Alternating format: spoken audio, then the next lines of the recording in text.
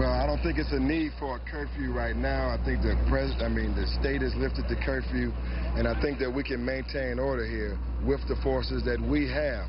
It's an important night. I'm still nervous at this hour because I don't want to see our women and our children tear gassed out here as I'm out here to provide crowd control and legal aid. You know, there were some arrests today, Darrell Parks. You know, even though they were trying to stop the violence, the National Guard is coming in. What does the family think about that?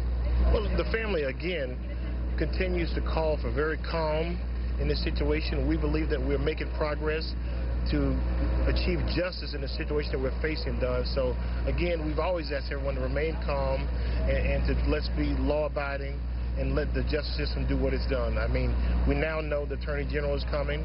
We're very encouraged by that. And we've always been encouraged by the job that the Department of Justice was doing. As you know, they did their autopsy today. So things are moving along. The agents on the ground, and they're working and investigating this case. We think we're going to finally get to justice at some point soon. Yeah. I want to tell you with the President, Barack Obama, he spoke earlier today, and he talked about what he understands the anger of Michael Brown's death, but a small minority of people, he says, out there are bad actors, and they're undermining the cause here. What do you make of his response, the President? I think in this instance it was a fair response. He stood up for the constitutional rights of the demonstrators. He stood up for the First Amendment and the right for us to get our message out. Of course, no one wants the demonstrators, the legitimate ones, to have their message drowned out by outside provocateurs and those who are misguided. So in this instance, I think he was fair. And I think we're trying to get our message out tonight and make sure the night doesn't end in tear gas and negativity. Bringing in the National Guard, was that a good idea, you think? I really don't think so, because hearing that the National Guard and the tanks and the troops are coming in creates more tension and anxiety amongst those who are here to fight for justice for Mike Brown. But I'm glad that they're not here.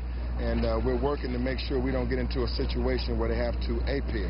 Same question to you. What do you think? I think it's okay. I think them bringing greater security to the situation, they are here, not present though down here, to provide at least security to the command center area, makes it okay. I think that what we saw yesterday, the authorities that were here are overwhelmed.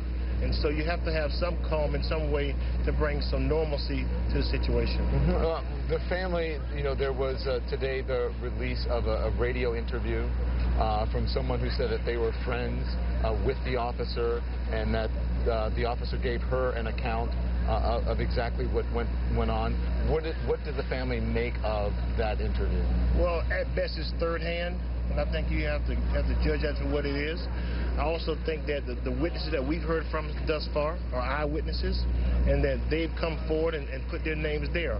For whatever reason, if he wants to tell the truth, he should step forward, right? However, I think the great number of eyewitnesses who have said that he was surrendering, that he was raising his hands, and that the guy stood up and shot him like he was almost in the manner that he did. And adding to that, the evidence that we've put forth through our forensic pathology of the gunshot wound at this part of his head and the crown of his head forward speaks for itself. The mom wanted to know three things. She wanted to know how many shots were fired, if her son suffered, and you guys said if there is enough evidence to have this officer arrested. Do you feel there is a rush? There may be a rush too quickly to have the officer arrested before all of the facts and details are in? Don, let me be very clear. In America, we know that African Americans are arrested every day on a scintilla of evidence, right? So that's a BS argument, right? When the reality in our country is we see people go to jail for little or nothing every day, booked into jail, you sit there until you're bonded out. Yeah. That's the reality in America. No, it's the tip of an iceberg of a national problem. You have Eric Garner in New York. You have police killings and abuse across the country, and this now has exploded. So I think that a quicker and faster investigation and arrest of Darren Wilson will bring some justice here and bring some peace here and at least some resolution until there's a trial. So I definitely think that the arrest should be expedited. All right, you said you don't want to get ahead of yourself. You're still waiting to see how the night goes on, correct? Yes. Yeah. And so as soon as I leave you, I'm going to be getting back with those demonstrators to make sure that the provocateurs don't take over from those that have legitimate aspirations. Stay in close contact with us because we'll be here throughout the evening. Thank you very much, Malik Shabazz. Thank you. We appreciate it. Darrell Parks, make sure you stick around. We're going to talk to you just a little bit later on here on